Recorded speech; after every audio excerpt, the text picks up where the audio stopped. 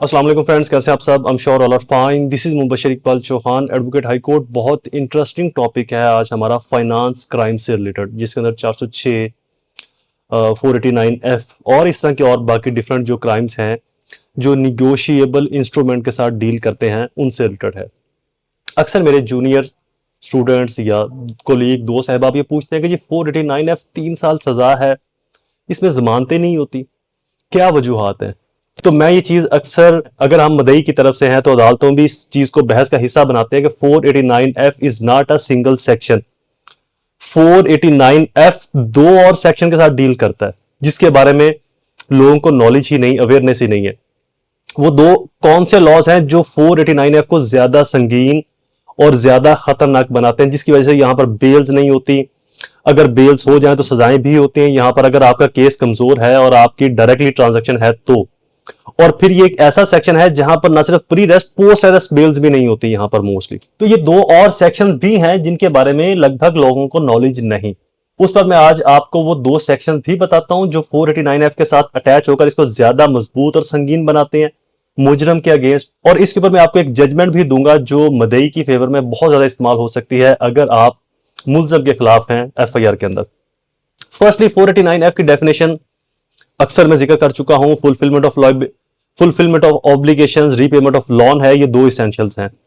अब honourable court ने अपनी एक जजमेंट में कहा कि ये जो दो वर्ड हैं 489F जो सेक्शन है, ये इंडिविजुअल जो चेक का सेक्शन है ये अकेला नहीं, इसके साथ और भी सपोर्टिंग दो सेक्शंस हैं। चूंकि चेक एक कागज का टुकड़ा नहीं, ये एक वैल्यूएबल श्योरिटी है।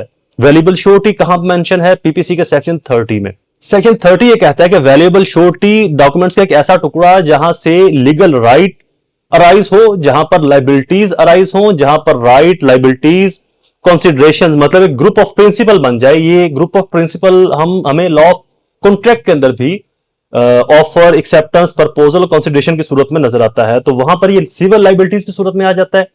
सेक्शन 30 जो है ये क्रिमिनल लाइबिलिटीज के अंदर आ जाता है, जहां पर राइट डेवलप होता है, लाइबिलिटीज आ जाती हैं, उसकी वजह आपने कोई भी कंसीडरेशन, फायदा, बेनिफिट लिया होता है जिसकी मद में आप पर लाइबिलिटीज अराइज होती हैं, और वहां पर राइट भी आ जाता है। तो जहां पर हक, जिम्मेदारी आ जाए, वहां पर जो भी कागज का टुकड़ा होगा वो एक वैल्यूएबल श्योरिटी या वैल्यूएबल सिक्योरिटी कंसिडर होगा। वैल्यूएबल सिक्योरिटी या वैल्यूएबल श्योरिटी के अंदर जब कोई शख्स रद्दोबदल करेगा, चेंजिंग करेगा, उसके अंदर फ्रॉड करेगा, धोखाधड़ी करेगा, या वो उस तरह से उसको पे नहीं करेगा जैसे पे करना चाहिए, तो देन ये सेक्शन जो है ये अट्रैक्ट करेगा 467 में। अब देखते हैं PPC पाकिस्तान पिनल कोड का 467 सेक्शन हमें क्या कहता है। 467 forgery of valuable security will ETC whoever forge a documents which prompts to be valuable security or a will or an authority to adopt a son or which prompt to give authority to give any person to make transfer any valuable security or to receive the principals interest divines thereon etc। जो भी शख्स valuable security के अंदर छेड़छाड़ करेगा, खुर्द-बुर्द करेगा, धोखाधड़ी करेगा, फ्रॉड करेगा, अपनी जो उसकी नीयत है वो उसके अमल से जब जाहिर हो जाएगी, मतलब एक बंदा चेक देता है, वो चेक डिसऑन हो जाता है, तो यहां पर उस चेक देने वाले की नीयत कैसे जाहिर हुई कि वो पैसे देना ही नहीं चाहता था। अगर देना चाहता तो अकाउंट में पैसे रखवाता, जिसको चेक दिया था वो जाके कैश करवा लेता, तो उसने पैसे रखवाए नहीं, लिहाजा उसकी नीयत थी कि मैंने पैसे देने ही नहीं, तो ये उसकी नीयत को जाहिर करेगा। तो जो शख्स ऐसा कोई डॉक्यूमेंट्स देता है वो शख्स इंप्रिजनमेंट ऑफ लाइफ का और फॉरफीचर ऑफ प्रॉपर्टी का और विद फाइन, 3 सजाएं हैं इसके अंदर। इंप्रिजनमेंट ऑफ लाइफ, आपको ताहयात उम्र कैद, आपको उम्र कैद, प्रॉपर्टी जब्तगी और विद फाइन, तीनों सजाएं इकट्ठी भी हो सकती हैं, या जो कोर्ट मुनासिब समझे वो ये सजा अवार्ड भी कर सकती है।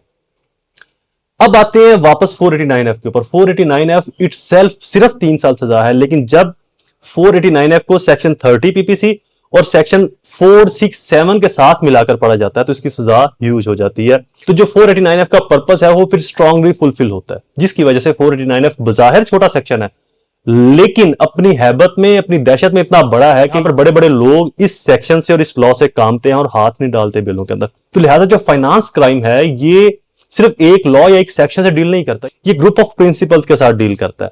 मेरी आज की जो वीडियो का मकसद 489F से बचना या लगाना नहीं था, आपको ये समझाना था कि जो 489F सेक्शन है ये जस्ट इटसेल्फ सेक्शन नहीं है, ये इसके साथ दो और सेक्शंस भी हैं जो जब इसके साथ अटैच होते हैं, ऐड होते हैं, तो इसकी वैल्यू को इसकी वर्थ को और इसकी स्ट्रांगनेस को मजीद इनहांस कर देते हैं। तो लिहाजा 489F जब भी आपके ऊपर लगे या 489F से मुतल्लिक आपने अगर कोई चेक दिया है, निगोशिएबल इंस्ट्रूमेंट, कोई भी आपने एग्रीमेंट स्टाम्प तहरीर किया हुआ, तो अपने वकील से जरूर रजू करें, अपने वकील के साथ जरूर मुशावरत करें और अपने मुस्तकबिल का जो लाहे अमल है वो तरतीब दें। अगर आपके खिलाफ FIR होगी तो आपकी इस बात को कोई अदालत नहीं मानेगी कि मैंने गारंटी पर्पज में चेक दिया था, छोटी में दिया था, पैसे नहीं लेने थे, ये वो फलां एटसेट्रा। उसके लिए फिर आपको प्रिलिमिनरी प्रिकॉशंस अडॉप्ट करने पड़ेंगे। कुछ एहतियाती तदाबीर है जैसे डॉक्टर नुस्खे में लिखते हैं, इसी तरह से मैं आपको बता रहा हूँ कुछ ऐसी एहतियाती तदाबीर।